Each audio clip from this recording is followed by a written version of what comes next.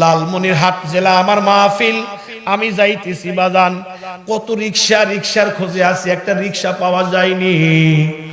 একটা রিক্সাওয়ালা দাঁড়ায় আছে, মাথার মধ্যে একটা সবুজ পাগড়ি, হাতের মধ্যে একটা তসবিহ, চেহারাটা কালো কিন্তু চেহারাটার মধ্যে নূর চমকাইতেছে, আর গায়ের জুব্বাটা তেমন ভালো না, পুরান। এই লোকটাকে সালাম দিয়ে আমি মনে করছি না জানি বড় আলেম হবে, অথবা তাবলিগ জামাতের কোনো সাথী হবে, অথবা কোনো পীর মুরিদের মুরিদ হবে। ওনাকে সালাম দিয়ে খালি জিজ্ঞাসা করছি, ভাইজান একটা রিক্সা পাওয়া যাবে? তখন সম্ভবত 12:30 মতো বাজে। ভাই একটা রিক্সা পাওয়া যাবে?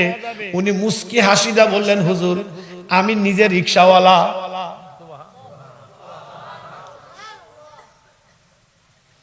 আশ্চর্য, কয় কি রিক্সাওয়ালা এত সুন্দর হইতে পারে? যাব আদিত মারিতে মেশিন মোড় থেকে, আমি ভাড়া মিটাইলাম না, সুন্নাত, কিন্তু আমার দিলের ইচ্ছা আছে যে ভাড়া যাই হোক লোকটা পছন্দ, আমি 500 টাকার একটা নোট দেব। এ ভাই অনুরোধ করি কোন রিক্সাওয়ালাকে ভাড়া নিয়ে গালি দিবেন না। দোয়া শুধু আমার কাছে নাই, দোয়া রিক্সাওয়ালার কাছেও আছে, দোয়া ব্যানওয়ালার কাছেও আছে। ওকে 5টা টাকা বেশি দিয়েন, ওকে 10টা টাকা বেশি দিয়েন, আল্লাহর আরশ কেঁপে উঠবে, দিয়েন। এ মুসলমান ভাইরা আমার, আমি বললাম আদিত মারিতে যাব, আমাকে একটু নিয়ে যান। এই রিক্সাওয়ালা রিক্সা চালাইতেছে, আল্লাহর কি কাম, কিছু দূরে গিয়া জোহরের আজান। এদিকে তাকা। এখন আমারে কয় কি জানেন, যেই মাত্র আজান অমনি ব্রেক। হুজুর একটা কথা বলি, কিছু মনে করবেন না? বললাম না না না, বলেন। কয় কিছু যদি মনে না করেন, এই যে একটা মসজিদ, আমরা দুইজনে ওযু করে নামাজটা পড়ে গন্তব্যস্থানে যাই। আমি কইলাম ভাই আপনাদের এলাকায় জামাত কয়টা? কয় 1:30, একটা 30 মিনিটে। আমি কইলাম সামনে গিয়ে পড়ি, সময় তো এখনো আছে। আমারে কয় কি জানেন, হুজুর কিছু মনে করবেন না, আলেম মানুষ আপনি, হয়তোবা হুজুর আমরা যা আধা ঘন্টায় যাব, রাস্তার মাঝখানে যদি আজরাইল আসে,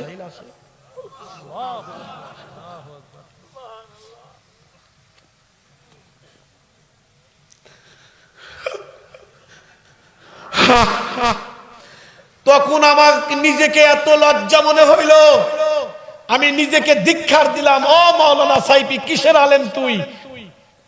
তুই তো একদম রিক্সাওয়ালার কাছে জিরো। রিক্সাওয়ালার নামাজের মোহাব্বত, আর তুমি আধা ঘন্টা সময় নিতে চাও। আমি কইলাম আসলেই তো ভাই ঠিক, যদি আজরাইল আসে।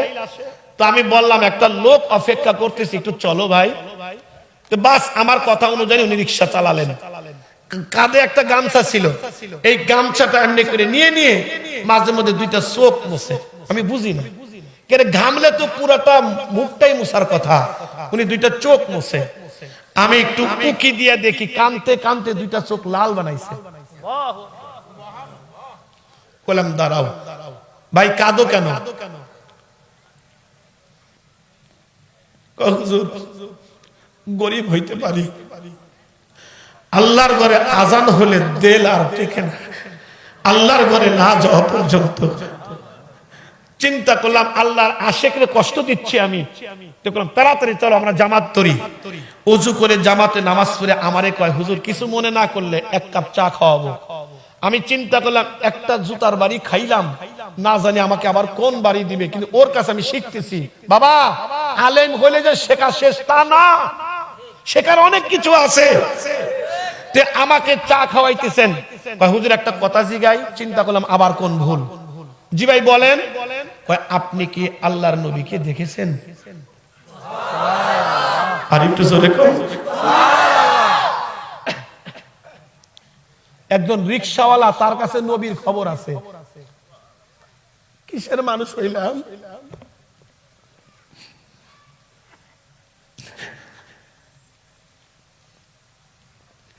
একজন রিক্সাওয়ালার কাছে নবীর খবর। আপনি কি নবী দেখছেন? আমি কইলাম যে না, আমি তো বাস্তবে দেখি নাই।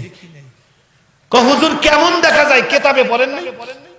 হ্যাঁ, শামাইলে তিরমিজিতে পড়েছি। হুজুর বলেন তো। আমি একটা অঙ্গের কথা বলতেছিলাম, উনি একটা চিৎকার দিয়ে পড়ে গেলেন। হুজুর বলবেন না, যেভাবে বলছেন হয়তো আল্লাহ আমাকে এইভাবেই দেখাইছে। আরো জোরে। জুতাটা খুলে গেল দূরে, আমি ওনার জুতাটা সংগ্রহ করে নিজের রুমাল দিয়ে ওনার জুতা পরিষ্কার করতেছি। কয় আপনি কি করেন আলেম মানুষ? আমি কইলাম না, তুমি রিকশাওয়ালা না, তুমি রিকশাওয়ালা না, তুমি রিকশাওয়ালা না, তুমি আল্লাহর বন্ধু, নবীর বন্ধু। যে রিকশাওয়ালা নবীকে দেখে সে সাধারণ মানুষ হইতে পারে না। আমাকে যখন নামিয়ে দিলেন, আমি ভাড়াটা বের করলাম তাকে দেওয়ার জন্য। উনি কয় হুজুর আমি চিনতে পারছি, বুঝতে পারছি। হুজুর বলেন আপনি কি আমাদের এই মাহফিলের চরমনাই হযরতে 3 দিনের সম্মেলন হয়, আপনি কি মাহফিলের মেহমান? বললাম হ্যাঁ। আমারে কয় হুজুর আল্লাহর ওয়াস্তে মাপ চাই, টাকাটা আমি আপনার কাছ থেকে নিতে পারবো না, আমি নেব না, কিন্তু যদি দিতে হয় একটা জিনিস আমাকে দেন। বললাম কি? ও কয় হুজুর কয়েকদিন আগে আমার মা দুনিয়া থেকে চলে গেছে, আমার মার জন্য একটু দোয়া করবেন, আল্লাহ যেন আমার মাকে মাফ করে দেয়। ভাইরা আমার, দরদের ভাই, রিকশাওয়ালা আল্লাহ দেখে না, ভ্যানওয়ালা আল্লাহ দেখে না, চাকর আল্লাহ দেখে না, গোলাম আল্লাহ দেখে না, আল্লাহ দেখে কার দিলটা কত সুন্দর, অন্তরটা কার সুন্দর। এজন্য আল্লাহকে যদি পাইতে চাও, নবীর সুন্নাতকে মানো, নবীর সুন্নাতকে মানো, নবীকে মহব্বত করো, নবীর তরিকা অনুযায়ী চলো।